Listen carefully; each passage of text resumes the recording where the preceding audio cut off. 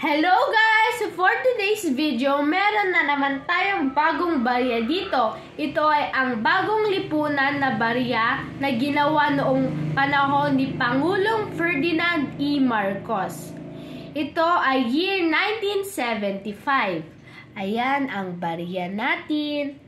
Ang type dito ay ang standard circulation coin. Ito ay year 1975 hanggang year 1982. Ang value nito ay 5 pesos. Ang composition nito ay nickel. Ang weight nito o bigat nito ay 22 grams. Ayan, kaya medyo mabigat-bigat siya. Ang diameter nito ay 36.5 millimeters. Ang thickness nito ay 2.6.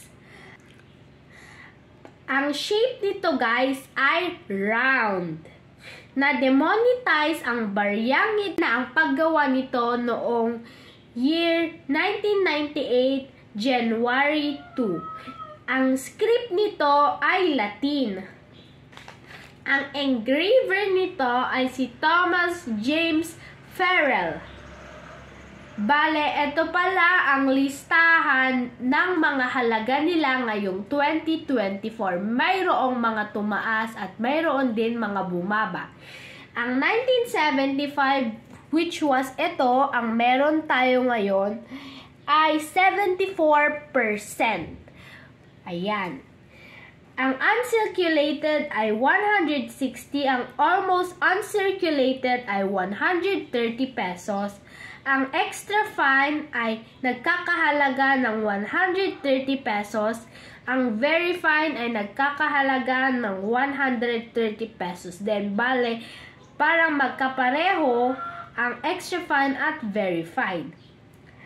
At ang math naman na 1975 na ito, guys, ay 2%. Bale, hindi pa alam ang halaga ng mga baryang ito dahil mahirap ito dahil nga 2% lang. Meron pa tayong isang variation nito which was ang proof na 1975 na ang bagong lipunan na coin which was 14%. Ang tukoy lang na halaga ng 14% na ito na proof na coin ay ang uncirculated which was 300 pesos.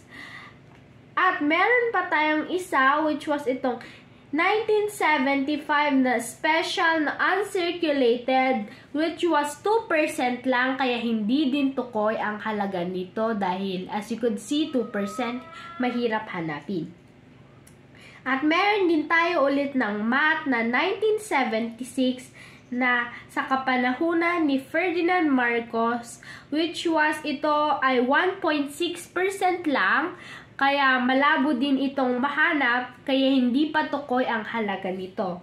Meron din tayo nung 1976 na proof, which was 4%. Bale, ang tukoy lang ay ang uncirculated, which was nagkakahalaga ng 400 pesos. At ang last ay ang 1976, which was ang special uncirculated, which was ang pinaka mahirap hanapin sa lahat dahil ang porsyento nito ay 1.2%. Bale, talagang mahirap hanapin ito. At ayan lang guys. Thank you for watching.